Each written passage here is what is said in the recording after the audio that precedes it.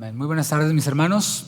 Damos gracias a Dios por lo que hizo durante el tiempo de adoración y esperamos que el Señor va a seguir haciendo más cosas y nos va a hablar a través de la palabra. ¿Está usted listo? Vamos a la palabra de Dios. Tito, capítulo 1, versículo 16. Incongruencia. El sello de un falso maestro es el tema número 3 de esta serie. Tito, el impacto de la sana doctrina. Estamos estudiando la epístola del apóstol San Pablo a Tito y le hemos puesto como título a esta serie, el impacto de la sana doctrina. Y vamos a abarcar el día de hoy a partir de los versículos 10 hasta el 16, aunque tomaremos como base el versículo 16 y de ahí nos regresamos al 10. ¿Ya lo tiene? Tito 1, 16.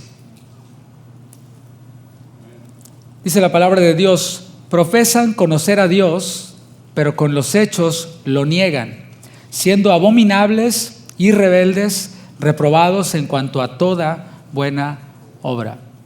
En los versículos anteriores se habló acerca de la sana doctrina en una iglesia local, cómo se ve reflejada la sana doctrina en una iglesia local. Y lo básico es que hayan ancianos en una iglesia local. Otros los podemos llamar líderes también, lo cual también pues es válido porque hacen la misma función. Así que lo básico en una iglesia de sana doctrina son los ancianos. Y segundo que vimos en la enseñanza anterior, en los versículos anteriores, es que los ancianos deben ser caracterizados por una vida de virtud, una vida cristiana. Más que la aptitud, se espera que haya una actitud, la actitud de Cristo. No es cuántos títulos tienes, no es qué bien predicas, no es qué carisma tengas, sino primeramente lo vemos en la palabra de Dios, lo leímos, que es esta actitud y esta irreprensibilidad en la familia, en el matrimonio,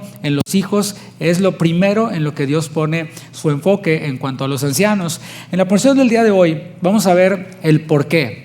¿Por qué los ancianos son importantes en una iglesia?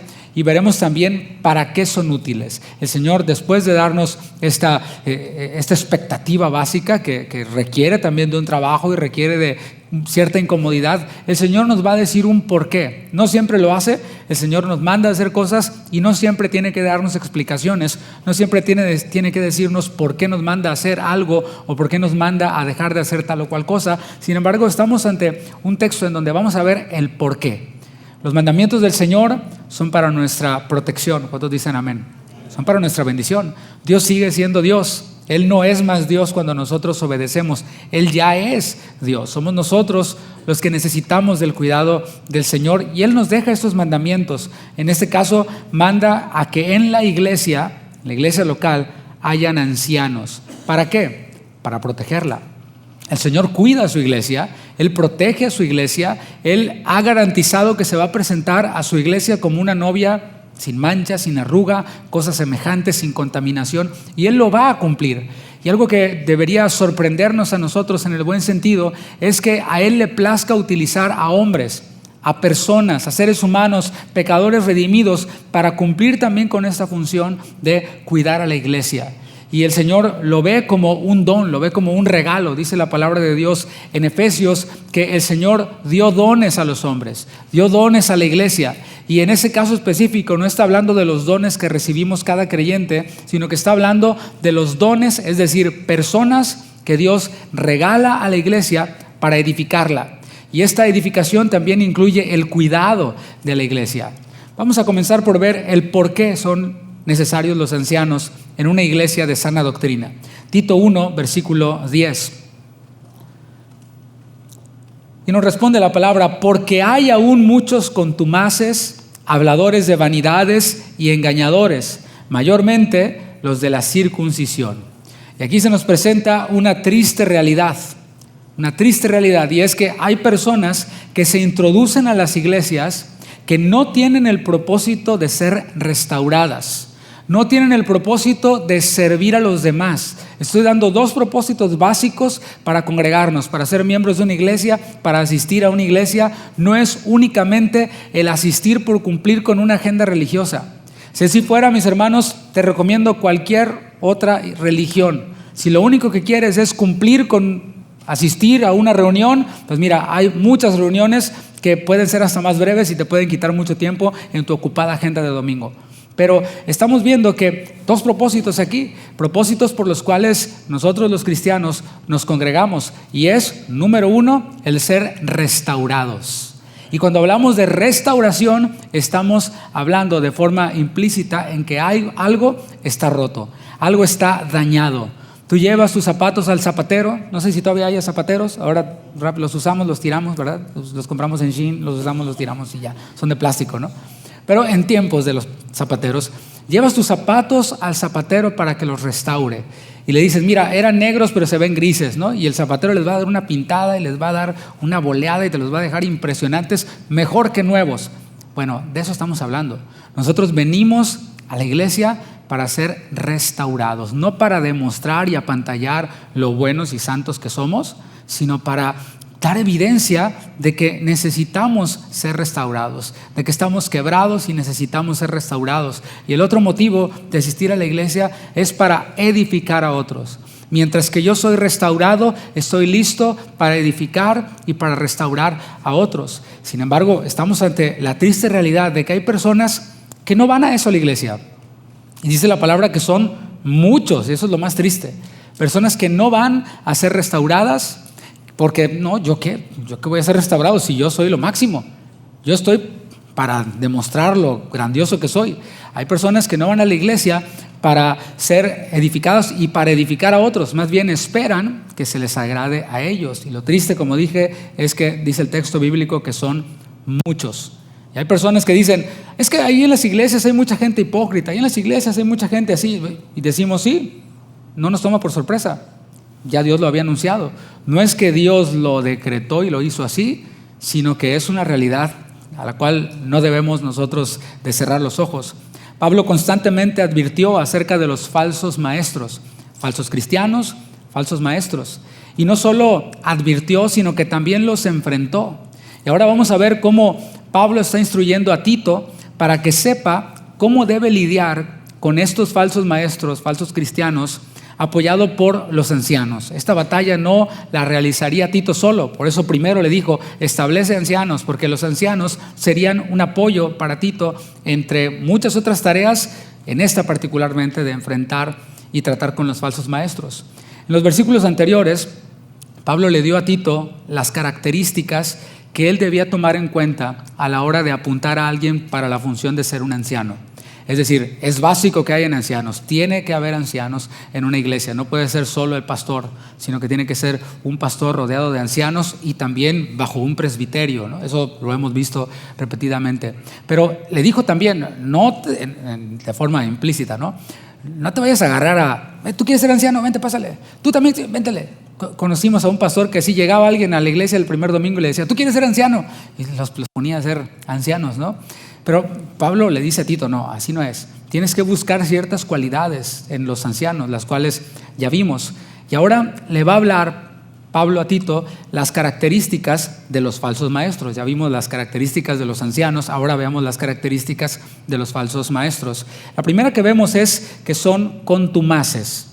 Y muchos de nosotros no entendemos lo que es esa palabra. Tendríamos que buscar en el diccionario. Contumaz es la palabra griega anuptactos, que significa alguien insubordinado, alguien que no se somete, alguien rebelde.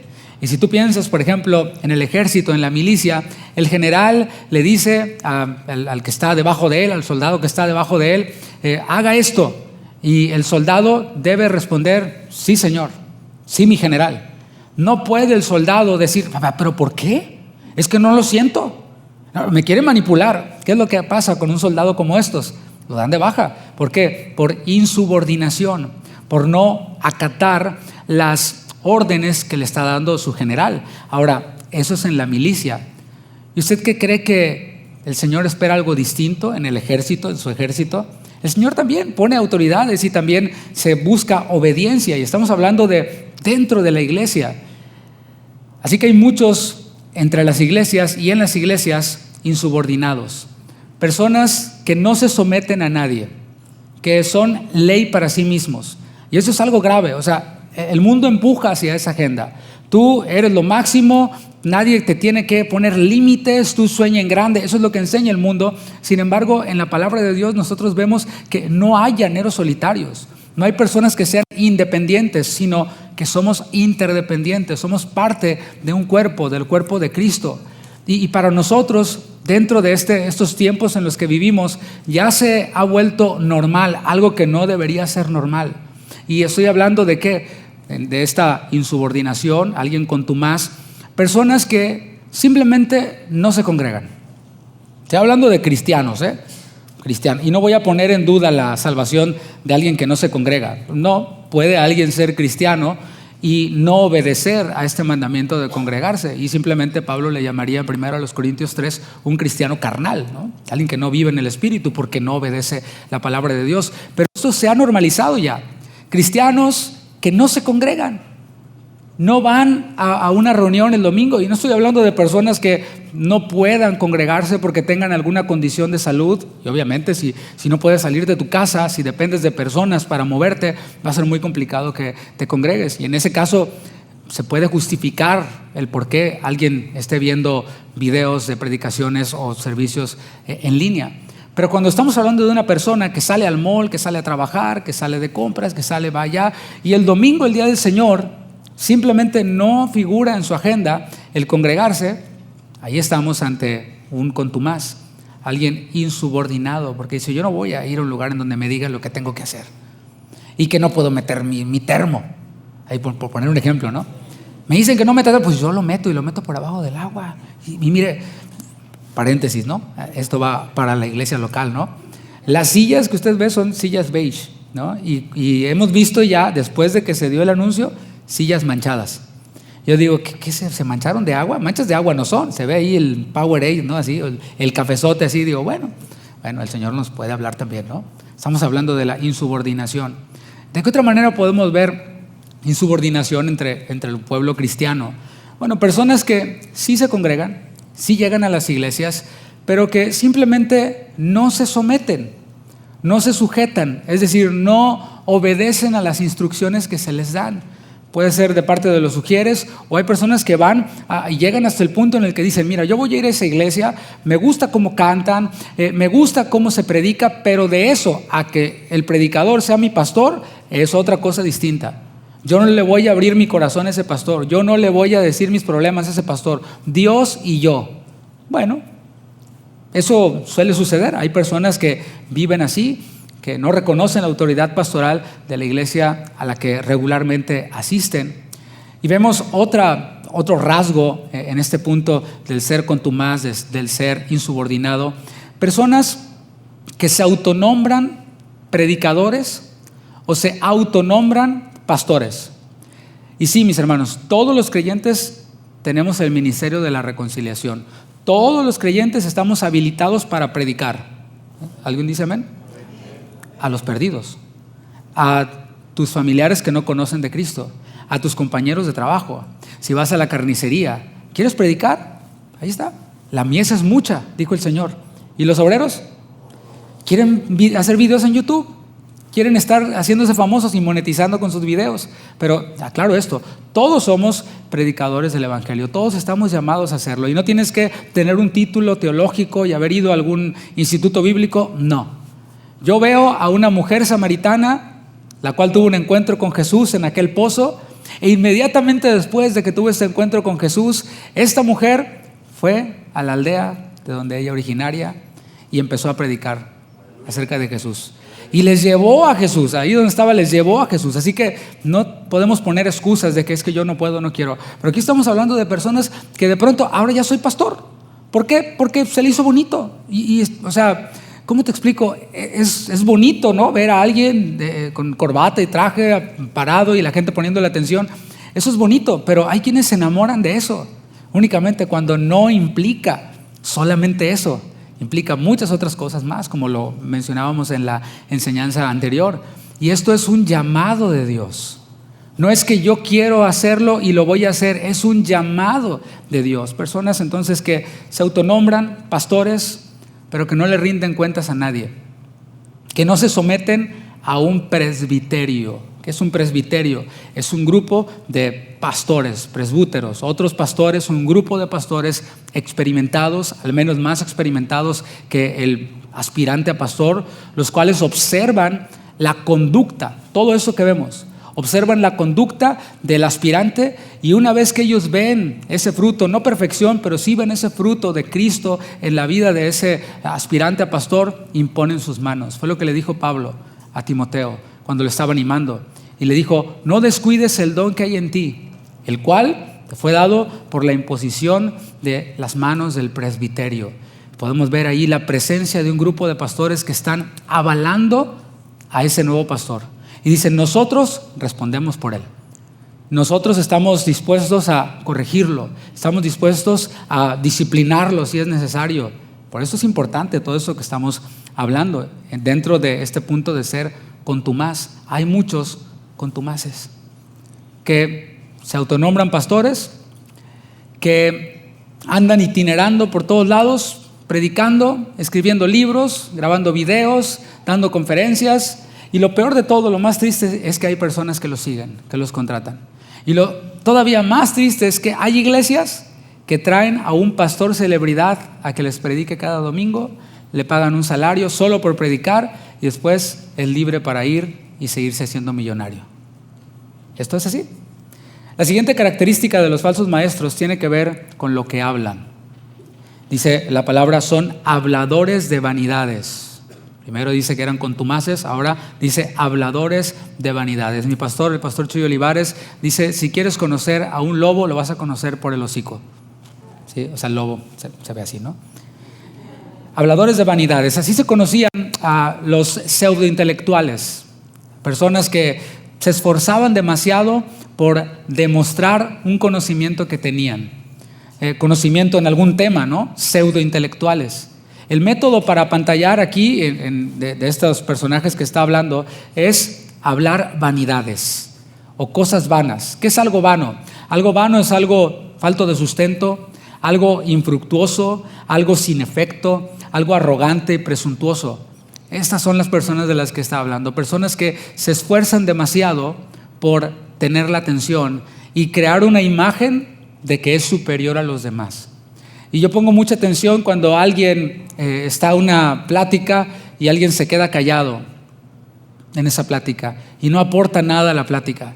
Pero cuando se está terminando ya la plática, esta persona interviene para dar su opinión, dejando así la intención o la impresión de que su palabra es la que se quedó, es la que tuvo la razón. Y esto, mis hermanos, no digo que siempre sea así en todos los casos, pero se puede percibir también de personas que siempre quieren tener la razón. Y si tú dices esto, si tú tienes uno, dice yo tengo 5. El uno más que tú, le dicen a personas así, ¿no? Siempre tiene algo más que decir y para apantallar. Hay posturas doctrinales que tienen este distintivo, el distintivo de la arrogancia. El presumir de ser la única verdad, y estoy hablando dentro de la cristiandad, porque ahí va el enfoque. Corrientes doctrinales que dicen nosotros somos la verdad, y he escuchado a predicadores que tienen cierta inclinación en el aspecto de la doctrina de la salvación o soteriología, y ellos dicen abiertamente, si tú no crees como nosotros creemos, eres un ateo. Lo he escuchado, y tengo las evidencias para demostrar lo que estoy hablando. O sea, si tú no crees esta postura doctrinal de un reformador del siglo XVI, eres un ateo. Para ellos esa es la única verdad. Y aquellos que no coincidimos con esa postura, pues nos llaman ateos o nos llaman ignorantes. Bueno, hay personas, mis hermanos, que están introduciéndose con esto a las iglesias de manera sutil y que a través de las redes sociales envían imágenes, envían predicaciones, envían literatura que tiene el propósito de hacer un proselitismo y sacar a las personas de las iglesias. Si tu pastor, por ahí anda una imagen, si tu pastor no predica la verdad, es decir, la que te estoy diciendo, la de un reformador, huye de esa iglesia. Eso es algo serio, mis hermanos. Y nosotros los ministros deberíamos tener temor y temblor antes de hablar con esa arrogancia, antes de hablar con esa ligereza, porque yo no soy nadie para decirle a nadie que se vaya de su iglesia. Yo no soy la cuarta persona de la Trinidad. Que yo sepa, son 3 personas en la divinidad. Yo no soy. Es el Espíritu Santo el que convence a las personas y los guía a tomar decisiones que glorifican a Dios. Pero cuando yo digo palabras como esas, no sé quién las puede estar escuchando.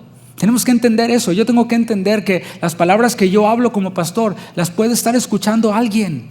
Y yo no sé cómo las va a percibir ese alguien.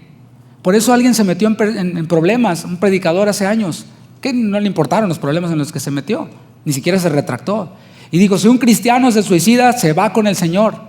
Y el otro le secundó y el otro también. Se va con el Señor. Así que, y no, sin entender las implicaciones que eso tuvo y todo lo que ha traído, el trastorno que ha traído. Por eso debemos tener cuidado de lo que hablamos. No os hagáis maestros muchos de vosotros sabiendo que tendrán mayor condenación. Eso es lo que dice la palabra de Dios. Por esto decía en este punto de, si tu pastor esto, vete de tu iglesia. No, mis hermanos. Miren, si buscamos en la palabra de Dios, no vamos a encontrar a nadie animando a otro a que salga de su iglesia local. Revísalo. Ni en Corinto, ni en Filipos, ni en Éfeso. Las iglesias que vemos en el Nuevo Testamento, no vamos a encontrar evidencia. Y el Señor Jesús, menos. O sea, el Señor Jesús se refirió a los ángeles, a los pastores de las 7 iglesias en Apocalipsis 2 y 3 y vemos cómo habló a cada una de esas iglesias un mensaje, y la mayoría de estas iglesias, que pudiera ser así como algo representativo de cómo está el cristianismo hoy en día, la mayoría de las iglesias tuvieron reprensiones que el Señor les hizo. Tengo unas cosas contra ti, tengo esto contra ti. Y a cada una de las iglesias, ¿cuál fue la única que salió bien de la prueba del Señor? Filadelfia. La única. De ahí en fuera todas las demás tuvieron reprensiones, unas más y otras menos.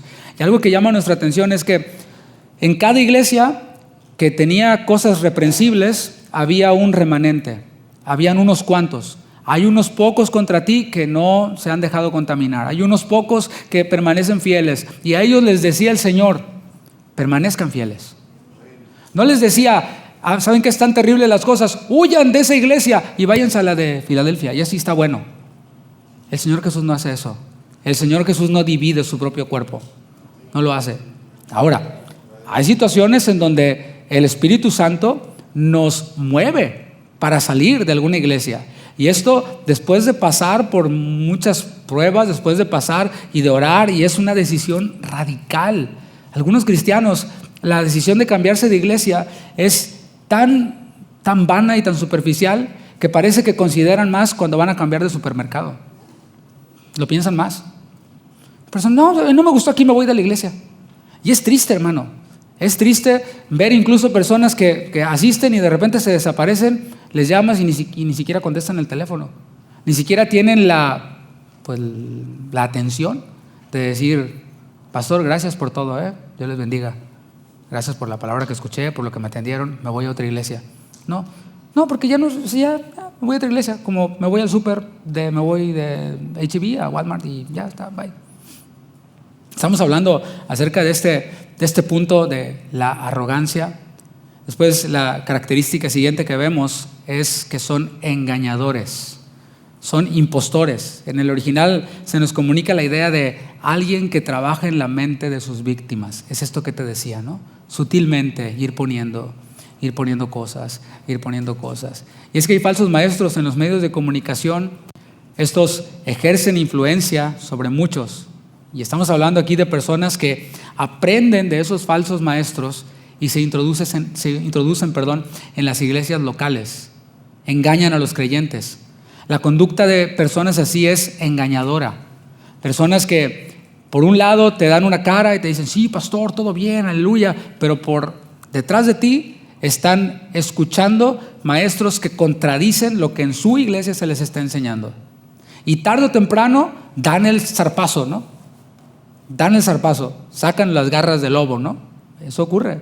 La conducta es engañadora, actúan por su propia cuenta, pasando por alto el liderazgo de la iglesia. Mencionábamos un poco de esto la semana pasada. La siguiente característica que vemos es que son legalistas.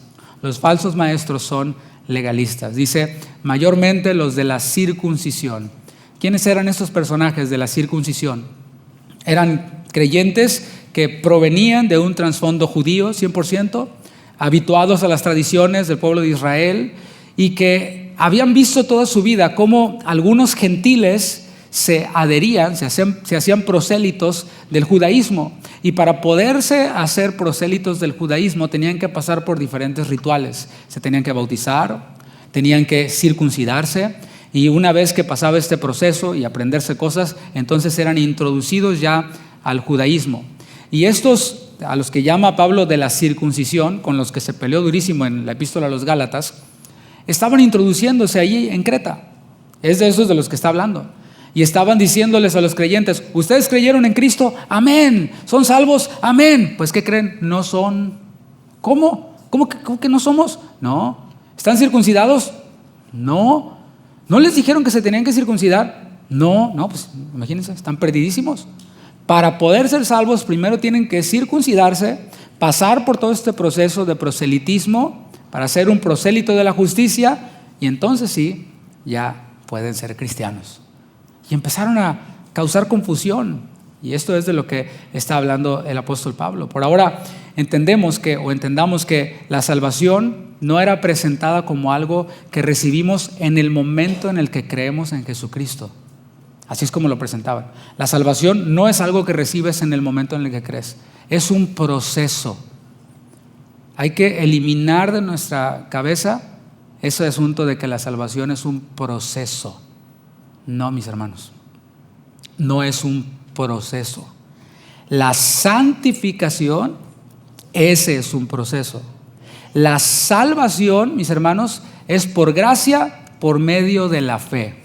El único proceso que pudiéramos llamar es cuando la persona está oyendo el mensaje de la palabra. Ahí cuando la persona está oyendo, está en ese proceso de oír el evangelio y de creer en el evangelio, pues ahí pudiéramos decir que es un proceso. Pero vemos claramente en la palabra al carcelero en Filipos, puesto como ejemplo muchas veces. ¿Qué debo hacer para ser salvo? Es un proceso, carcelero, tranquilo. No, cree en el Señor Jesucristo y serás salvo tú y toda tu casa. Es lo que le dijo tanto Pablo como Silas a ese carcelero. Así que en el momento en el que nosotros creemos, venimos a ser salvos por gracia, por medio de la fe en ese sacrificio del Señor Jesucristo. Y ya está, es creer en Jesús y ya. De ahí en más, todo lo que nosotros le añadamos es legalismo. ¿Quieres ser salvo? Sí. ¿Cree? Ok, ahora bautízate. ¿Hay que bautizarse? Amén, sí, es un acto de obediencia, pero no para ser salvo. Y hay quienes dicen: para ser salvo tienes que creer y bautizarte. Si no te bautizas, tu salvación todavía no se completa.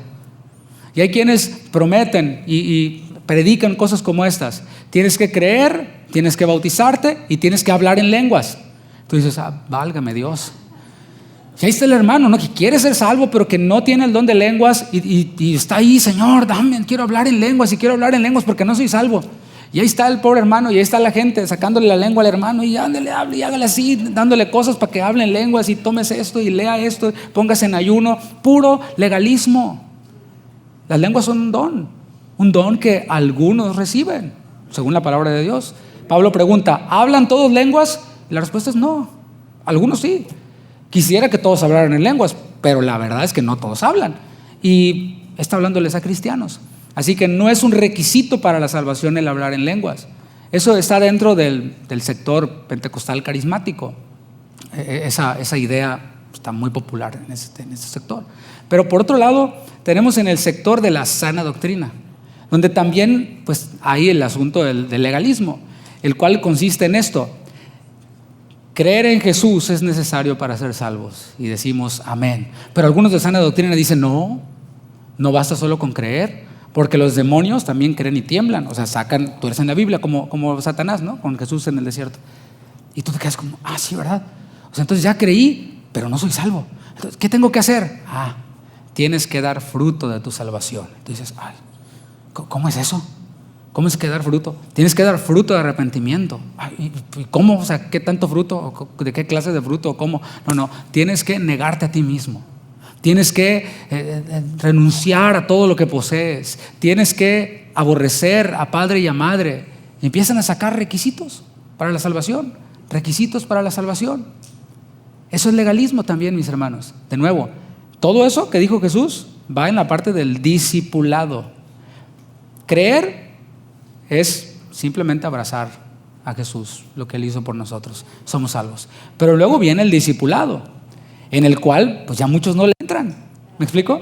Muchos ya no. Dicen, no, ya eso de discipularse ya es mucho, pastor. Yo el domingo todo bien y ¿saben qué? Son salvos. Si creyeron en Cristo son salvos y van con el Señor. Pero aquellos que no pagan el precio del discipulado, esos son los que van a estar en el tribunal de Cristo, nomás como el chinito, milando nada más. Como otros reciben recompensas. Cristianos carnales fue de lo que habló el apóstol Pablo. Pablo le dice a Tito, ¿qué es lo que debe hacer con esas personas? Con personas así, que eran también legalistas y todo lo que vimos anteriormente. Hay varias cosas, pero vamos a ver aquí lo más urgente, versículo 11. ¿Qué hay que hacer?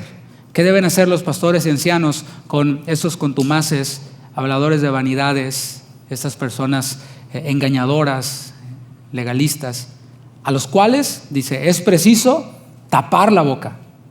Es lo que dice la palabra. Y es algo urgente, mis hermanos. Es urgente que se les ponga un alto a aquellos que actúan de forma insubordinada, engañosa en las iglesias. Y para eso estamos el pastor y los ancianos. ¿Se fija cómo no nada más es pararse aquí y predicar? ¡Qué bonito! Eso lo hacen los celebrity preachers, ¿no? Predicadores celebridad. Pero un pastor tiene que estar alerta y ponerles un alto a personajes como estos. Gente que entra así. Porque si no hacemos esto, mis hermanos, van a haber consecuencias. Si ves que anda un ladrón en tu vecindario y ya les abrió el carro a varios vecinos y ya se corrió la voz, hay que hacer algo, ¿no? Hay que hacer algo. No sé, si quieres usar alguna de las enmiendas de la Constitución y protegerte de alguna manera, tú sabes, ¿verdad? O poner cámaras, hay que hacer algo. Porque no quieres que un día dejes mal cerrada la puerta y se mete el ladrón a tu casa y le haga daño a tu familia, ¿verdad? Hay que hacer algo. Por eso la palabra está mostrando aquí, le está diciendo a Tito, hay que hacer algo. ¿Por qué? Porque estos a los cuales hay que taparles la boca trastornan casas enteras, dice la segunda parte del versículo 11. Y esta palabra casa puede traducirse oikos en griego de dos maneras, una como familia y otra como casa, como una iglesia. Y bueno, tiene sentido porque las iglesias se reunían en casas en ese tiempo. Así que los falsos maestros pueden trastornar iglesias enteras. Yo he visto, mis hermanos, he sido testigo y he sabido también de iglesias que simplemente sufrieron golpes terribles porque entró uno de estos personajes y el pastor no hizo nada, ni los ancianos, o si no había ancianos, pues menos, ¿no? Y no hicieron nada porque, no, es que hay que darle chance, no, es que no me quiero ver mala onda, o la típica, hay que orar. Sí, hay que orar, pero también hay que trabajar. ¿Me explico? O sea, algunos disfrazan la negligencia de oración. Voy a orar, o sea, no seas flojo, hermano, ponte a hacer tu trabajo. Es incómodo, va a ser incómodo, sí, ora y trabaja, orando y con el mazo dando, ¿no? Y he visto cómo iglesias pues se han destruido así, se han trastornado así, cuando no era necesario, cuando eso se pudo haber evitado. Los falsos maestros también pueden trastornar familias enteras. Cuando un falso maestro saca a personas de las iglesias, genera conflictos matrimoniales. Porque casi siempre cuando sale alguien de una iglesia sin elementos válidos, siempre, o por lo general, no quiero decir siempre, sino por lo general, uno de los dos cónyuges es como más espiritual o tiene como más sentido común y le dice viejo o vieja o honey, como que no, o sea, nos estamos apresurando, ¿para qué nos vamos a ir? ¿A dónde nos vamos a ir? ¿Qué vamos a hacer? No, nos vamos porque ya lo dijo el youtuber, mi predicador favorito. Y empiezan con estos asuntos y causan conflictos en el matrimonio. Lo peor es que los hijos también son impactados, porque dicen los hijos, se quedan viendo nada más y dicen, oye, ¿qué? Le dice al hermanito, ¿qué número de iglesia vamos? No, creo que es en la 19. Hijo, ya nos vamos otra vez. Apenas estaba haciendo amiguitos, estaba recibiendo la palabra, estaba creciendo en la fe, pero ya mi papá, mi mamá dice que ya nos vamos. Trastornan casas enteras y más adelante esos pequeñitos crecen y dicen, no quiero saber nada de la iglesia. A continuación vemos qué es lo que motiva a los falsos maestros. Dice la tercera parte del versículo 11, enseñando por ganancia deshonesta lo que no conviene. Y esto lo podemos interpretar primeramente como algo económico, un interés por lo económico. Y bueno, sí, lo hemos visto por todos lados, ¿no? Personas que buscan hacerse millonarios con el ministerio, con las cosas de Dios, dentro del evangelio de la prosperidad, etcétera. Y está hablando aquí de ganancias deshonestas, lo cual nos dice que hay ganancias honestas. El fruto de tu trabajo, hermano, hermana, es una ganancia honesta, siempre y cuando te la hayas ganado honestamente, ¿no? En el ministerio hay también ganancias honestas, y el apóstol Pablo habló ampliamente acerca de esto, explicando e interpretando al Señor Jesús, cuando dijo, bueno, el obrero es digno de su salario. Los que viven del ministerio o trabajan del ministerio, vivan del ministerio. Eso es algo que no es del otro mundo, ¿no? O sea, desde el Antiguo Testamento los levitas, los sacerdotes comían de lo que quedaba de los sacrificios, de la grosura, etcétera. Es un principio general, ganancia honesta. Pero aquí estamos hablando de ganancias deshonestas. ¿Cuál puede ser una ganancia deshonesta? Por ejemplo, en un pastor que se autonombró pastor, que no le rinde cuentas a nadie y que es el ministerio. Bueno, para empezar ya, desde ahí ya es deshonesto todo. Pero ¿cuál es la ganancia deshonesta que muchos manejan? Cosa que no nos detenemos mucho a pensar. Y voy a predicar una enseñanza, ya se lo he prometido mucho, pero ya viene en unas cuantas semanas dentro de la serie de los viernes.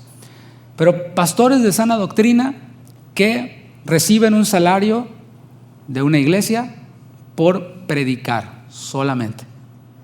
Predican y se esconden, no hablan con nadie, ni pueden hablar con nadie en la semana porque están muy ocupados. Reciben $200,000 de salario al año en una iglesia así, solo por predicar. Aparte, se crean su non-profit, una organización en internet en donde suben sus predicaciones y se autoponen un salario de otros $200,000. Pero además son maestros en un instituto bíblico de sana doctrina en donde reciben otros $100,000. Ya van 500. Pero además enseñan en otro instituto bíblico en donde reciben otros $100,000. A varios ya les están dando ganas de ser pastores o celebrity preachers. Pero además escriben libros y los libros venden mucho y reciben otro tanto. Pero además salen a dar conferencias por todos lados en donde cobran. Acaban de dar una en Monterrey en donde costaba la entrada para ir a escuchar a toda esta línea de grandes predicadores. Costaba nada más y nada menos que $70 si quieres entrar a escuchar a los predicadores de sana doctrina. Y si quieres el concierto, también $15 más, un concierto para un grupo de alabanza de sana doctrina. Y vemos cómo todo eso, mis hermanos, es avaricia, ¿no crees? O sea, el Señor Jesús o el apóstol Pablo dijo, si tenemos sustento y abrigo, estemos contentos con eso. El Señor se encarga de ti, pero quieres tomar la sana doctrina como un negocio para hacerte millonario. Y ya estos pastores de sana doctrina ya son más millonarios que el de aquí de Buffalo Speedway. ¿Saben de quién estoy hablando, no? Pero lo critican, o sea, se han hecho millonarios criticando al de Buffalo Speedway, siendo ellos millonarios. Y lo más sorprendente es que el amigo de Buffalo Speedway, ¿sí? Él no recibe un sueldo de su iglesia. ¿Quién es más honesto? Él dice, no, yo no recibo sueldo, yo rechazo mi sueldo. Yo con mis libros que vendo, con eso le hago para vivir en River Oaks y ser millonario. Yo con eso lo hago. Pero estos de sana doctrina se comen todo. ¿Me explico? Y ya digo, ya viene, se llama los mercaderes de la sana doctrina, el mensaje que viene próximamente. Porque necesitamos abrir los ojos, mis hermanos. No todo es sana doctrina, gloria a Dios, y pones la imagen sana doctrina, la compartes. You need to think about it. Necesitamos pensarlo. Estamos hablando de ganancias deshonestas. Hay una ganancia también deshonesta, está en lo económico, pero también en la parte de la fama. Pastores a los que les gusta y buscan los reflectores y les gusta que los adulen, y cuando los adulan no les ponen un alto, dicen, sí es cierto, 5% de mí vale más que toda la cristiandad. Es cierto, hay humildemente, gloria a Dios. Versículo 12. Aquí vemos otra característica de los falsos maestros. Uno de ellos, su propio profeta, dijo, los cretenses siempre mentirosos, malas bestias, glotones, ociosos. Aquí el apóstol Pablo está apuntando hacia la conducta, pero la conducta de los habitantes de Creta, de esta isla que ya vimos nosotros. Y es que cada ciudad, cada pueblo, cada país incluso, tiene ciertos rasgos que los distinguen. Yo sé que aquí habemos varios de México. En la mañana puse un ejemplo y como que nadie le hizo mucho caso. Pero está en México, por ejemplo, un pueblo que se llama Alvarado, en el estado de Veracruz. Los de Alvarado, Veracruz, son conocidos por ser, digamos que de un idioma muy florido. O sea, dicen muchas malas palabras. De 10 palabras, 9.9 son malas palabras, son groserías. Incluso cuando alguien es muy grosero le dicen, oye, ¿que eres de Alvarado o qué? Es como se conocen ellos, ¿no? Pero bueno, pongamos otras características de otras ciudades, ¿no? Hablemos, por ejemplo, de los de Monterrey. ¿Sí hay de Monterrey? ¿Sí hay? No, porque se avergüenza. Bueno, los de Monterrey, ¿por qué se les conoce, David? Por ser muy, muy ahorrativos, ¿no? O sea, es como que la característica. Y también dicen, cuando alguien es así, dicen, eres de Monterrey, ¿no? Eres bien, bien codo, eres de Monterrey. O de los de la Ciudad de México. ¿Sí están los de la Ciudad de México? Bueno, también ahí, o sea, imagínense, en la Ciudad de México se dice que te roban los calcetines sin quitarte los zapatos. O sea, decía en la mañana que vas a la Ciudad de México y tienes que traer una caja chica. O sea, tienes que traer un dinero aquí que es el que está destinado para que te roben. Ese dinero de aquí me lo van a robar. Entonces el otro, ya la otra cantidad más fuerte, ya la traigo escondida, ¿no? Así como por todos lados, ¿no? Dispersa por todos lados. Porque se conocen por eso, ¿no? Y no es estereotipar, ¿no? Es simplemente un ejemplo. Hermanos de la Ciudad de México, un abrazo. Para allá voy próximamente, pero con cariño, ¿no? No pongo ejemplos de mi pueblo porque pues en mi pueblo somos de lo mejor, hermanos. Entonces,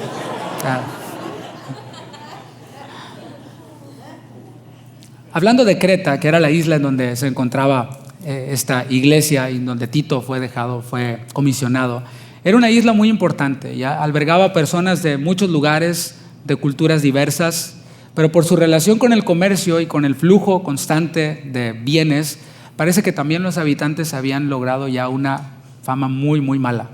Y aquí lo que leímos en el versículo 12 es la repetición, o sea, Pablo está copiando lo que un conocido filósofo y poeta cretense llamado Epiménides escribió. Él escribió esto. Dijo, los cretenses, siempre mentirosos, malas bestias, glotones, ociosos. Así que él escribió esto, Epiménides, un filósofo que era conocido también como milagrero y profeta itinerante, secular por supuesto. Y alguno pudiera preguntarse, a ver, ¿qué tiene que ver lo que escribió Epiménides con el tema que está tratando Pablo con Tito? Bueno, tiene todo que ver. Veamos dos aspectos. En primer lugar, podemos entender que Pablo está asociando la conducta de los cretenses, las mañas de los cretenses, con la conducta de los falsos maestros. O sea, son iguales. Ya se amoldaron a la cultura cretense. Ellos dijeron, aquí en esta tierra, a la tierra que fueres, haced lo que viereis, ¿no? Aquí el que no tranza no avanza, pues nosotros también, ¿sí? O sea, aquí, ¿qué hay que hacer para progresar? No, pues hay que hacer esto y falsificar esto. No, me adapto a la cultura. Eso es lo que está enseñando aquí Pablo al meter este poema de Epiménides. Los cretenses, según Epiménides, eran siempre mentirosos. Ellos se lee en los anales de la historia que decían, como atractivo turístico, decían, vengan a conocer la tumba del dios Zeus. Y ahí van todos, ¿no? Sí, vamos a ver. Pero nadie se detenía a pensar, si es un dios, pues no puede tener tumba porque los dioses son inmortales. Entonces, pues ya se los timaron, ¿no? Y ya les cobraron la entrada para ir a ver la tumba de Zeus. Por eso eran conocidos los cretenses, por mentirosos. Por eso en esta epístola ha hablado Pablo mucho acerca de la verdad, el Dios que no miente, porque Zeus es bien mentiroso, y los cretenses también. Y los falsos maestros también. Eran mentirosos y son mentirosos. Inventan cosas que no han ocurrido solo para atraer a la gente. Les gusta crear esa psicosis entre la gente de que no, miren que ya está nublado y eso quiere decir que ya la profecía de no sé cuál se cumplió con la de Nostradamus y con la de no sé quién. Y ahí está la gente yendo a ser engañada por ese tipo de maestros. Los cretenses también eran malas bestias. Esto debe entenderse como alguien con un comportamiento feroz, un comportamiento salvaje. Todo lo opuesto a la mansedumbre. Y así eran y son los falsos maestros. Todo aquel que se atreva a cuestionar lo que enseñan, los maldicen. Y si no piensas como ellos, eres ateo, como mencionaba hace un momento. Ni cristiano eres. Los cretenses además eran glotones ociosos. Dos características que nos comunican la idea de alguien que le tiene demasiado amor al placer. La glotonería es comer más de lo que necesitamos y comer aquello que no precisamente nos nutre, sino aquello que nos hace daño. La glotonería, el pecado que se ha santificado en los últimos tiempos, decía el viernes, ¿verdad? Porque los cristianos no tomamos, pero ¿cómo comemos? Qué chistoso. Al diablo le da igual matarte por borracho, por drogadicto, que por diabético o un ataque al corazón. Le da igual. Lo que él quiere es robar, matar y destruir. El problema es que, sí, hay que entrarle, hermano, y duro. Glotones, es de lo que habla. Y también habla de la ociosidad. ¿Qué es la ociosidad? La ociosidad se relaciona con la inactividad, con la falta de ejercicio, ¿no? Con la falta de movimiento. Es alguien sedentario que está ahí. Y los falsos maestros estaban reflejando esto. Porque fíjate cómo llegó el evangelio a Creta, estaban surgiendo iglesias, estaban prosperando las iglesias a tal grado que ya necesitaban líderes. Y estos falsos maestros, en vez de ir a otro lado en donde el evangelio no hubiera sido escuchado, en vez de predicar el evangelio en otros lados y discipular creyentes, plantar iglesias, ¿qué hicieron? Se metieron a la comunidad en donde ya había sido puesto un fundamento y empezaron a trastornar todas esas comunidades. ¿No te suena eso familiar? A mí me suena muy familiar. Porque si alguien dice, yo tengo la superdoctrina 2.0, la mía es la verdad. Ok, pues ve y llena la tierra con tu doctrina. Predícala. Gana almas para Cristo. Discipúlalos, fórmalos, pastoréalos, planta iglesias. No, ¿qué hacen? Sacan a gente de sus iglesias y mandan sus asuntos en las mentes de las personas y empiezan a crear divisiones, y entonces se sale la gente de las iglesias para ir ¿a dónde? A YouTube es mi pastor, a ver las predicaciones y a ir a las conferencias y a comprar los libros, etcétera, ¿no? ¿Se va entendiendo? En segundo lugar, Pablo cita a Epiménides para que la iglesia se guardara de amoldarse a la cultura de allí. De eso va a hablar más adelante en la siguiente porción. Los falsos maestros estaban amoldados a la cultura. Decían, pues así son los de Creta, así somos nosotros también. Pero los discípulos de Cristo debemos ser distintos. Nuestra vida debe ser coherente con la fe que nosotros profesamos. Si decimos que somos de sana doctrina, que se vea. Ahí sí hay que esperar a ver el fruto. A ver, ¿dices que eres de sana doctrina? A ver, hay que dar fruto. Y si decimos ser, demos fruto. Permítame hacer una aplicación aquí, porque no solo queremos hablar de falsos maestros. Déjalos descansar un ratito los falsos maestros. Nosotros vivimos aquí en este país, en Estados Unidos. Yo tengo más de 20 años viviendo aquí en Estados Unidos. Me vine en pañales todavía. Crucé el río Bravo así bueno, ya. Y he visto muchas cosas, y he visto cómo nos conocen a nosotros los latinos, los hispanos. No hablo solo los mexicanos porque, bueno, aquí hay de todos los países. Y no sé, pero como que hay ciertos estereotipos que nos distinguen a nosotros los latinos que no son buenos. O sea, hay cosas muy buenas que admiran de nosotros y dicen siempre andan en familia y comen todos juntos. Eso está padre, pero hay otras cosas que no tanto, mis hermanos, como la impuntualidad, como la deshonestidad. Qué mala onda que nos tachen como personas que somos fraudulentos porque utilizamos documentos que no son nuestros. O sea, cuando se abre una posición de trabajo, y le digo porque yo trabajé en recursos humanos, en trabajos pasados, y bueno, dentro de este trabajo de estar en recursos humanos era verificar los documentos de las personas que aplicaban para algún trabajo. Bueno, más de una vez mis supervisores nos decían, oye, vino un hispano, checa bien ese seguro, checa bien esos documentos, porque ya ves que luego traen seguros chuecos y no queremos problemas con el I-Verify.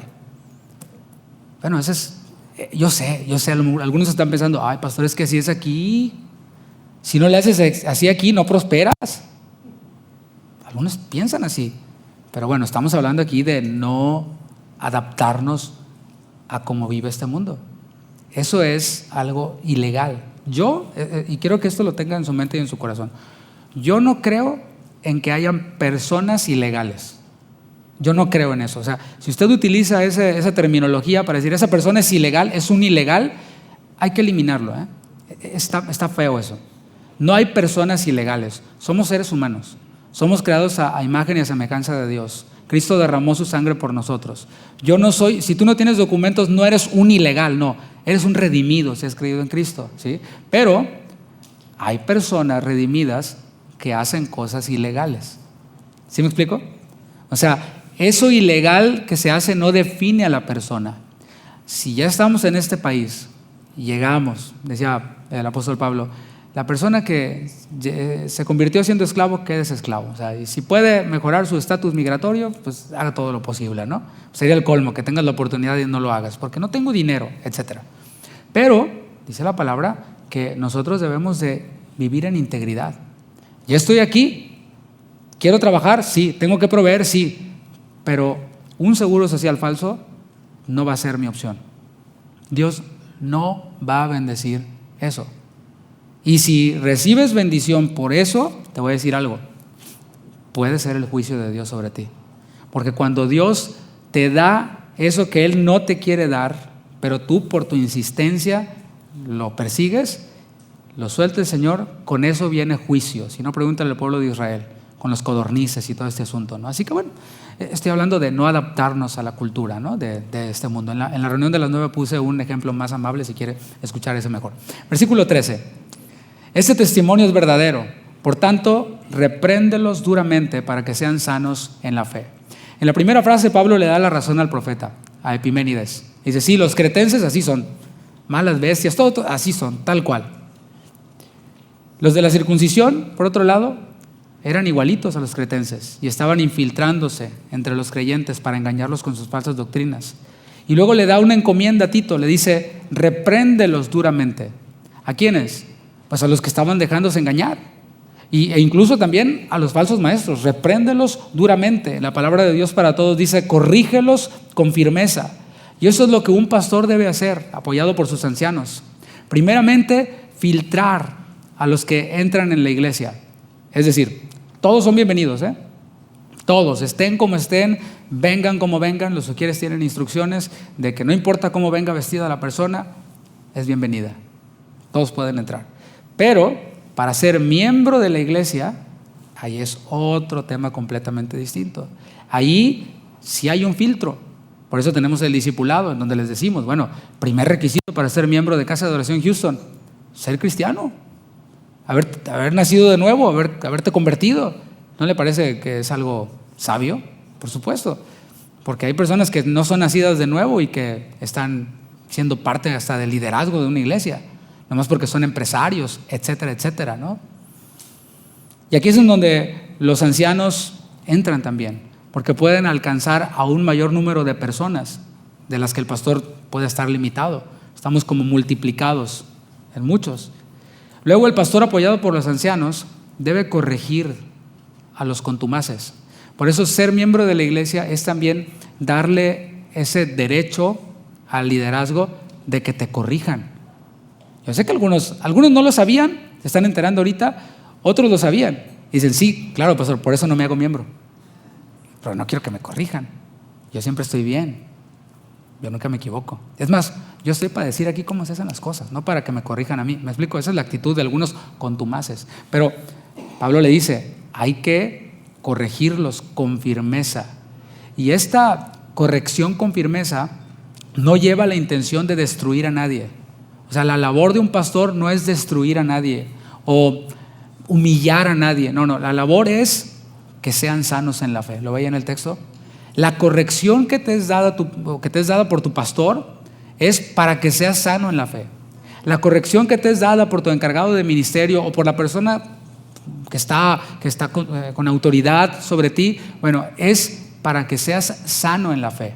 Así debemos de verlo. Por eso es importante elegir la iglesia, ¿no? Este pastor, me gusta mucho cómo predica, pero ¿estaría dispuesto a que me corrija con firmeza? Ahí es en donde ya entra el asunto. Ahí es en donde ya, pues yo no puedo obligar a nadie. Así que se corrige con firmeza a los que andan torcidos, pero también a la iglesia, que es lo que estamos haciendo ahorita, se les debe de enseñar acerca de lo inapropiado de ciertas conductas. Romanos 16:17, habla el apóstol Pablo y les dice, mas os ruego, hermanos, que os fijéis en los que causan divisiones y tropiezos en contra de la doctrina que vosotros habéis aprendido, y que os apartéis de ellos. Está hablando, sí, de un discernimiento acerca de una doctrina que alguna persona que se metió a la iglesia está tratando de dispersar, que está tratando de hacer correr. ¿Para qué? Para traer división. Por eso dice, fíjense en los que causan divisiones. Escucha a las personas lo que dicen, mira lo que escriben, mira su conducta y ten cuidado, es lo que les está diciendo. Llega un punto en el que personas así, a pesar de haber sido reprendidas, exhortadas, no quieren cambiar. Y de eso va a hablar en el capítulo 3. Y aprovecho para decir que si hay alguien que no está de acuerdo con lo que se enseña en esta iglesia local o con la manera en la que se hacen las cosas y anda por allí tratando de imponer sus doctrinas y sus formas entre los miembros o en algún grupo, bueno, el pastor y los ancianos estamos llamados a hacerte razonar. Si alguien estuviera entre nosotros, ¿no? Y si la persona no está dispuesta a cambiar de opinión, que por lo general es así, lo más sano es invitar a una persona así a que busque un lugar, amablemente, busca un lugar que se adapte a tus expectativas. Es mejor, es lo más sano para todos. Si tú esperas que en McDonald's, que venden hamburguesas, te vendan tacos de tripa, vas a salir frustrado cada que vayas a McDonald's, ¿no? Hablando de comida healthy, ¿no? ¿Y dónde? Vengo saliendo de este restaurante y nunca vi esos tacos de tripa que yo estaba esperando. No, pero ahí está la tripería de Don Pancho, ahí está en la esquina, te lo recomiendo, ¿quieres ir? Adelante. El punto es que el pastor y los ancianos deben hacer algo al respecto cuando la iglesia está siendo atacada, pero deben tener cuidado y abstenerse de ciertas cosas que vemos en el versículo 14, no atendiendo a fábulas judaicas ni a mandamientos de hombres que se apartan de la verdad. No se le debe dar oído, no se debe prestar atención a aquello que es ajeno a la sana doctrina, aunque se presente como tal. Lamentablemente algunos se dejan fascinar por enseñanzas huecas y terminan siendo arrastrados por esas enseñanzas huecas. Ni los pastores ni los ancianos debemos engancharnos en ese juego filosófico, entrar a filosofar. No. Todo lo que hablemos debemos de hablarlo con la palabra de Dios, no con fábulas, no con filosofías. Tenemos la palabra de Dios, la cual está por encima de los mandamientos de hombres, aunque sean hombres famosos. Y de esa verdad es de la que no debemos apartarnos, porque aquí algunos se han apartado de esa verdad en el texto bíblico. Versículo 15. Todas las cosas son puras para los puros, mas para los corrompidos e incrédulos nada les es puro, pues hasta su mente y su conciencia están corrompidas. Aquí estamos viendo ya la condición interna de los falsos maestros. Todos tenemos una conciencia la cual nos dicta lo que está bien y lo que está mal. Los creyentes tenemos una conciencia y tenemos al Espíritu Santo también. Sin embargo, vemos aquí que hay personajes que corrompen su conciencia y que la hacen a un lado para abrazar doctrinas. Le pongo un ejemplo nada más, al fin que, ¿quién tiene prisa? ¿No tenemos prisa? Ok, ahí le pongo un ejemplo. Hay algunos que enseñan que Dios es el autor del mal. Filosofía, ¿eh? Esto es filosofía. Dentro de la iglesia, gente de sana doctrina dice, Dios decretó desde antes de la fundación del mundo que Adán pecara. ¿Qué le parece? Sana doctrina. O sea, Adán no tenía otra opción más que pecar, porque ya Dios lo había decretado así.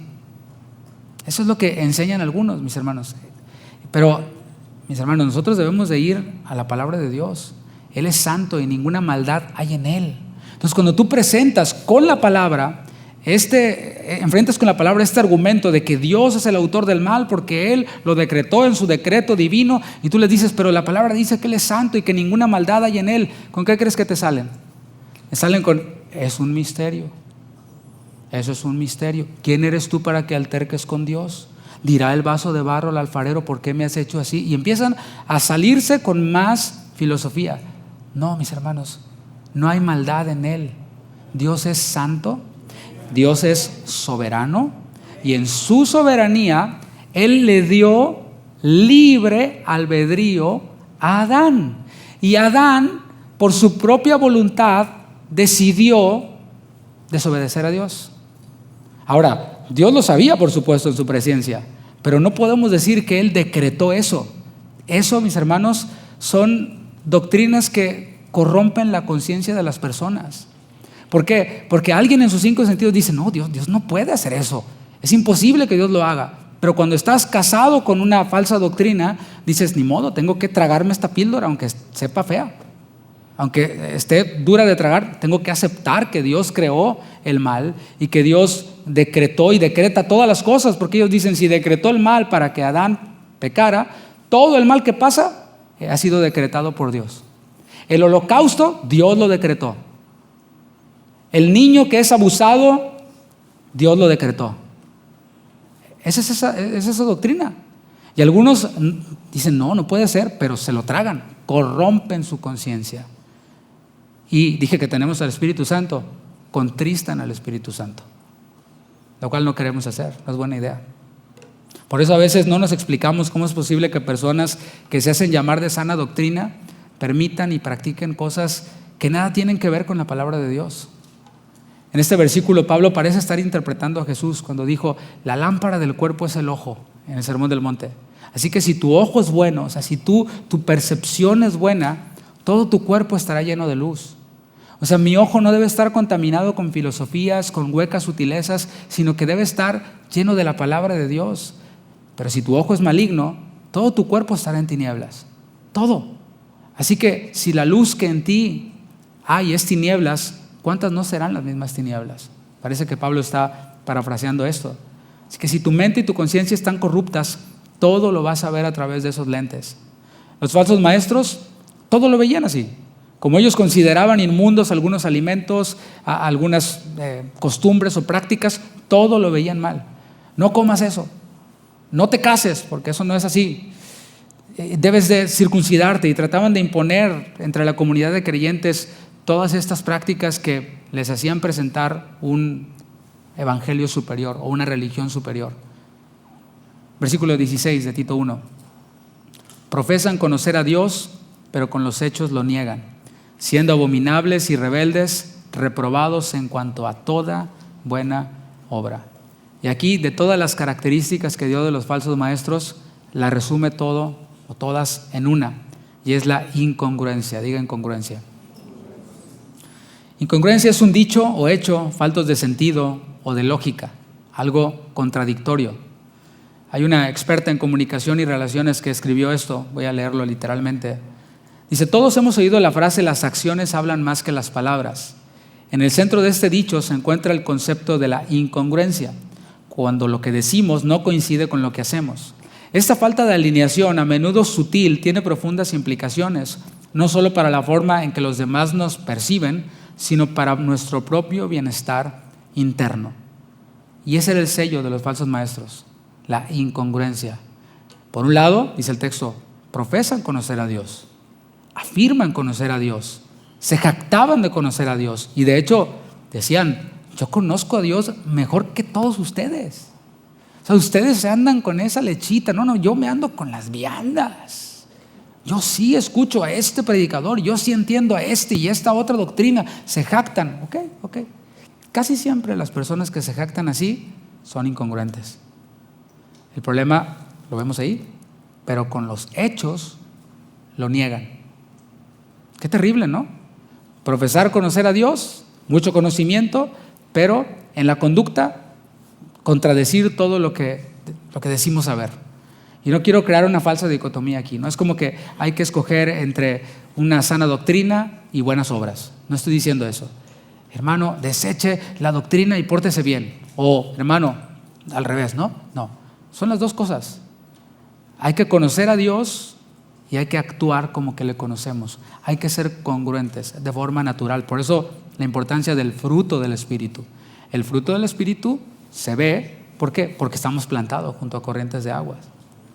Es incongruente decir que sabemos mucho de Dios si somos abominables, porque ahí lo describe. Son incongruentes, profesan conocer a Dios, con sus hechos lo niegan. ¿Cuáles son sus hechos? Abominables. Abominación es el uso de medidas adulteradas de peso y longitud, la parcialidad en el juicio, desviaciones sexuales, y todo lo referente a las prácticas paganas. Abominación. El pastor Daniel Rubalcaba, cuando estuvo con nosotros hace unos meses, predicó un mensaje que se llamó así: abominaciones que se practican en la iglesia. Y mis hermanos, aunque estuvo fuerte, mucho de lo que dijo es cierto. Todo lo podemos ver. O sea, es real. Son abominables, dice el texto bíblico. Se asocia también con la idolatría.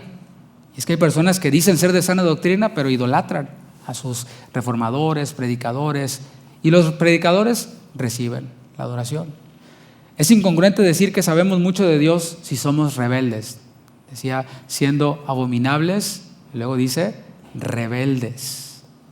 Y de esto hablamos un poquito ya acerca de la rebeldía. No quiero dejar de lado mencionar que es Dios quien pone a las autoridades. Nadie dijo amén, pero Dios es quien pone a las autoridades. Así es, mis hermanos. Romanos 13, versículos del 1 al 2, lo dice claramente. Sométase toda persona a las autoridades superiores. Estamos hablando de rebeldía, ¿no? Porque no hay autoridad sino de parte de Dios. Y las que hay por Dios han sido establecidas. De modo que quien se opone a la autoridad, a lo establecido por Dios resiste. Y los que resisten acarrean condenación para sí mismos. Todos estamos bajo autoridad en algún momento de nuestra vida. En este país hay una autoridad que acaba de ser elegida. Y bueno, a lo mejor a ti no te gusta la autoridad, dices, no me gusta ese presidente, no me agrada, etcétera. Estás en todo tu derecho de que no te guste. Así como estás en todo tu derecho de buscar un país donde haya un gobernante que te guste. ¿Me explico? Porque la palabra de Dios dice, ¿no? ¿Quién puso al actual presidente? Dios. Nada más 2 personas. Dios, pues ahí está. Es Él quien quita reyes y quien ¿qué? Dice, y las que hay por Dios han sido establecidas. Yo no estoy haciendo campaña de promoción, ya el tiempo de campaña ya pasó. Ahorita yo estoy haciendo lo que cada pastor debe hacer desde el púlpito cuando hay un presidente ya electo. Hay que someternos a la autoridad, porque si no lo hacemos, acarreamos para nosotros condenación, porque estamos resistiendo a Dios mismo. Y eso es en el gobierno de nuestro país, pero también en el gobierno de la iglesia, en el gobierno de la familia. Ser coherente con la sana doctrina es someterme a las autoridades. Esa incongruencia que vemos descalifica del ministerio a las personas, porque hay incluso pastores que no se someten a la autoridad que les ha sido dada y que pertenecen a alguna denominación o a alguna red de iglesias y se les dan expectativas, se les da el apoyo y después dicen, no, yo no voy a hacer eso y me voy a otro lado. Y eso, mis hermanos, refleja algo, según el texto bíblico. Dice, reprobados en cuanto a toda buena obra. Qué terrible es hacer obras para el Señor, hacer el ministerio y no contar con la aprobación del Señor. Estar reprobado. Ay, mira lo que hice, reprobado. Y ganamos, quién sabe, reprobado. Es terrible, ¿no? Es terrible y no creo que valga la pena estar reprobado delante de Dios. Para concluir, mis hermanos, ante la realidad de que hay personas que entran a las iglesias tratando de dividir, tratando de causar caos, Dios ha levantado pastores, Dios ha levantado ancianos, los cuales tenemos la labor de corregir con firmeza todo aquello que vaya en contra de la verdad absoluta de la palabra de Dios. Cada creyente, cada miembro de la iglesia tiene la responsabilidad ¿de qué? De ser coherente. Esa es nuestra responsabilidad y de esto va a tratar el próximo mensaje. Pastores y ancianos tenemos la responsabilidad de cuidar a la iglesia de los que tratan de causar división. Y usted se puede encargar junto con nosotros de ser coherente, viviendo una vida coherente con aquello que profesamos. Le invito a que se ponga de pie y vamos a finalizar orando y dándole gracias a Dios por su palabra, la cual siempre nos trae bendición, nos trae edificación, la cual nos fortalece y nos prepara, como leíamos, para toda buena obra. Gracias, Señor. Gracias por tu palabra. Gracias porque tú eres fiel, porque tú muestras tu misericordia para con nosotros. Nos guardas a tu iglesia y mientras que nosotros somos parte de tu iglesia, tú nos guardas. Estamos seguros en ti, Señor. Gracias por cada pastor, por cada anciano en las congregaciones hermanas, en nuestros hermanos en la fe. Dales de tu gracia, Señor. Y de nuevo para enfrentar, y como decía este texto, tapar la boca a todos aquellos movimientos que se están levantando, que tratan de desestabilizar, de trastornar a las iglesias. Nosotros queremos permanecer fieles en tu palabra. Y sabemos que habrán muchos que van a sucumbir ante la presión de falsos maestros, pero nosotros queremos ser de los que permanecen. Tú nos has ayudado hasta aquí. Esta iglesia local ha sido fortalecida y cuidada por ti en estos pocos años que tenemos desde que iniciamos, y sabemos que lo seguirás haciendo. No nos vamos a mover, Señor. No nos vamos a desviar hacia ningún lado. Más bien iremos hacia adelante, hacia ese supremo llamamiento que es en ti. Nuestra única expectativa y nuestro único deseo es agradarte a ti. Y tú nos mandaste a predicar el evangelio a toda criatura. Tú nos mandaste a ser discípulos. Tú nos mandaste a restaurar a los creyentes, a edificarlos. Y eso haremos, Señor, usando todas las herramientas que tú nos has dado. Y eso seguiremos haciendo. Gracias, Señor. Quisiera hacer una invitación, si es que hay alguien entre nosotros que no ha recibido a Jesús en su corazón, en su vida. Hoy has oído acerca de la iglesia de Cristo. Hemos hablado asuntos internos, ¿no?, de la iglesia de Cristo. Pero para ser parte de la iglesia de Cristo, ¿qué es lo que hay que hacer? Decía hace un momento. Creer en el Señor Jesucristo. El Señor Jesucristo tomó el lugar que tú merecías, que yo merecía, derramó su sangre por ti, y Él no quiere que ninguno perezca, sino que todos procedan al arrepentimiento. De tal manera te amó, puedo decirte a ti, que dio a su Hijo unigénito. El Padre dio a su Hijo. Y si tú crees en Él, puedes decirle al Señor: inclina tu rostro, cierra tus ojos. Puedes decirle al Señor: Dios, Padre, gracias por dar a Jesucristo. Gracias por darle a Él ese castigo que yo merecía. Gracias porque su sangre es suficiente para perdonar mis pecados. Y esa sangre me limpia a mí de todo pecado. Yo recibo a tu Hijo Jesucristo, como dice tu palabra, y creo en Él. Creo que su sacrificio fue suficiente para darme vida eterna. En el nombre de Jesús. Gracias, Señor, porque tú estás obrando en medio de nosotros. Porque hoy estoy seguro que alguien que hizo esta oración, alguien que creyó en ti el día de hoy, para él y para ella hay un inicio, una nueva vida, una vida de discipulado, una vida de fe. Sigue obrando entre nosotros. Y, Señor, también pedimos por tus discípulos, por los que ya hemos creído en ti. Queremos vivir una vida congruente con aquello en lo que hemos dicho creer. Cierra tus ojos y dile al Señor: Señor, quiero vivir coherentemente con tu evangelio.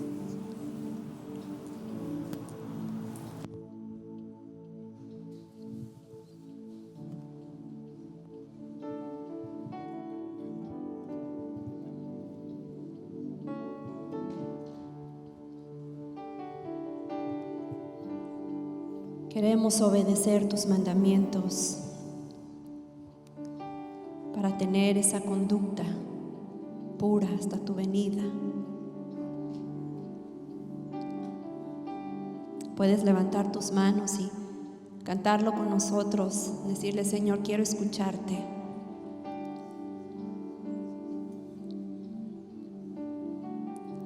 Quiero escuchar tu dulce voz, que me alienta al caminar, tu voz que calma mi dolor y me da fuerza para amar. Quiero aprender a obedecer, tus palabras guardaré. Tiempos difíciles vendrán, mas tu amor me sostendrá. Quiero escuchar tu dulce voz, que me alienta al camino.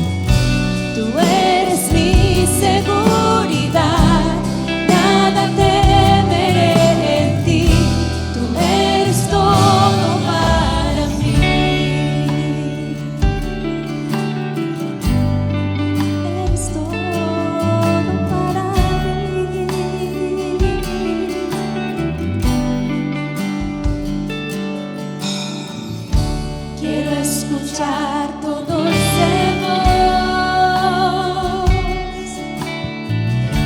que me alienta al caminar, tu voz que calma mi dolor y me da fuerza para amar en ti. Quiero aprender a obedecer, tus palabras guardaré. Tiempos difíciles vendrán, mas tu amor me sostendrá. El amor de muchos se enfriará. La consagración no existirá. Unos pocos quedarán que pagando el precio irán, declarándote Señor. Adorándote quiero vivir. Mi amor por ti no cambiará. Tú eres mi seguridad, nada temeré en ti. Tú eres todo para mí. El amor de muchos se enfriará. La consagración no existirá. Unos pocos quedarán que pagando el precio irán, declarándote Señor. Adorándote quiero vivir. Mi amor por ti no cambiará. Eres mi seguridad, nada temeré en ti. Tú eres todo para mí. El amor de muchos se enfriará. La consagración no existirá. Unos pocos quedarán que pagando el precio irán, declarándote Señor. Adorándote quiero vivir. Mi amor por ti no cambiará. Tú eres mi seguridad, nada temeré en ti. Tú eres todo para mí. Tú eres mi seguridad, nada temeré en ti. Tú eres todo para mí. Solo tú. Tú eres mi seguridad, nada temeré en ti. Tú eres todo para mí. Queremos ser de esos fieles que gozarán de tu reino, que gozarán de tu presencia, Señor. Padre, si tu palabra el día de hoy hizo efecto en nuestro corazón, nos alineamos a ti. Regresamos a tu cruz para no ser, Señor, no ser indiferentes a tu cruz. Te damos gracias. Le podemos dar un aplauso al Señor.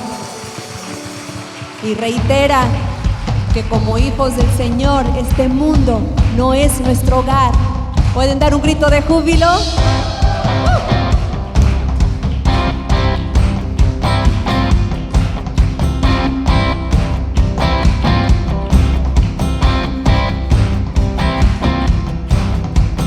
No, este mundo no es mi hogar.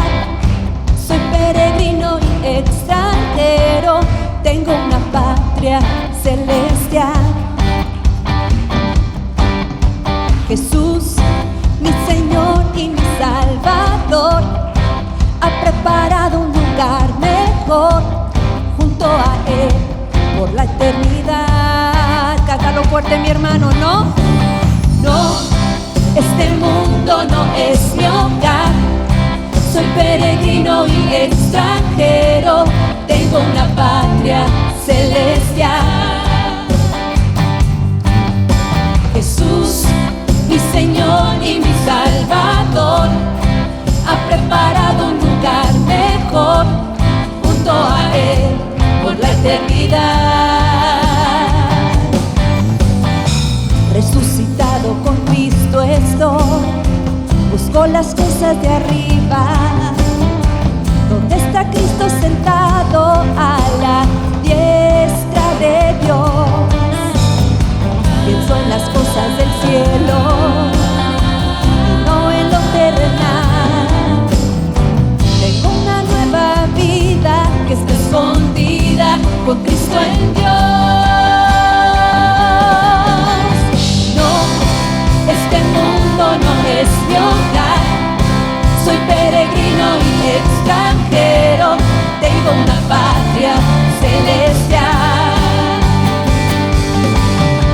Jesús, mi Señor y mi Salvador, ha preparado un lugar mejor junto a Él por la eternidad. Ciudadano del cielo soy, donde vive mi Señor. Espero con anhelo que Él regrese por mí. Trabajaré por lo eterno, no por lo temporal. ¿Por qué? Tengo un hogar futuro donde no hay llanto ni más dolor. No, este mundo no es mi hogar. Soy peregrino y extranjero. Tengo una patria celestial. Jesús, mi Señor y mi Salvador, ha preparado un lugar mejor junto a Él por la eternidad.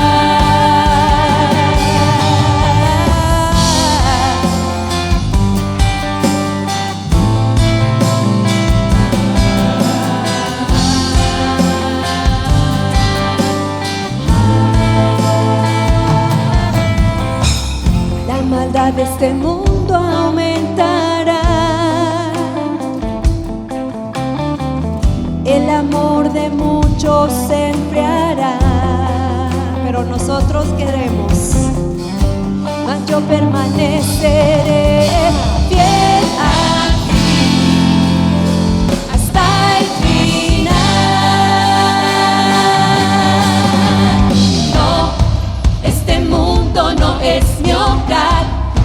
Soy peregrino y extranjero. Tengo una patria celestial. Jesús, mi Señor y mi Salvador, ha preparado un lugar mejor junto a Él por la eternidad. Más fuerte, cántalo al Señor. No, este mundo no es mi hogar. Soy peregrino y extranjero.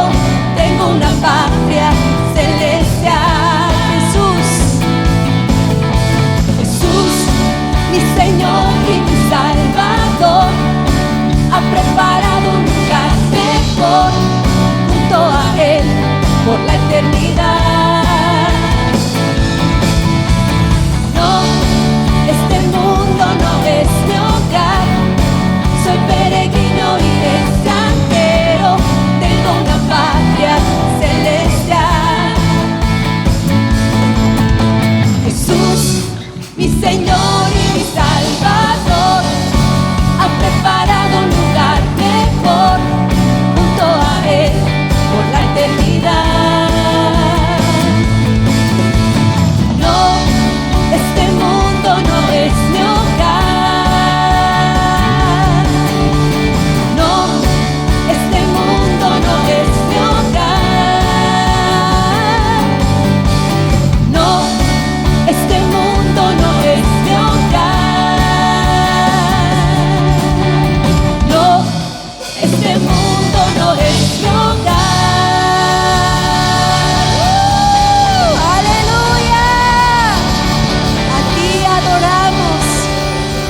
Gracias, Señor, por tu presencia.